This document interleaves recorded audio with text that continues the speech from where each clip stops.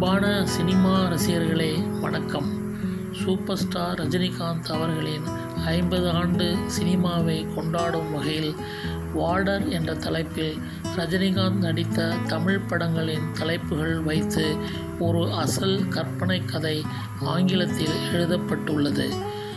அதில் ரஜினிகாந்த் நடித்து 1975 வெளியான முதல் படமான அபூர்வ ராகங்கள் தொடங்கி 2025 இன்று வெளியான கூலி படம் வரை 113 தலைப்புகள் வைத்து எழுதப்பட்டு உள்ளது. இந்த பட்டியலில் அவர் நடித்த ஏராளமான தெலுங்கு, கன்னடம், இந்தி, மலையாளம், பெங்காலி, ஆங்கிலம் அல்லது விருந்தினர் வேடங்களில் நடித்த படங்களின் தலைப்புகள் அடங்காது. படத்தின் தலைப்பும் படத்தின் எண்ணிக்கையும் வண்ணம், தடித்த மற்றும் சாய்வு எழுத்துக்களில் சிறப்பிக்கப்பட்டுள்ளன.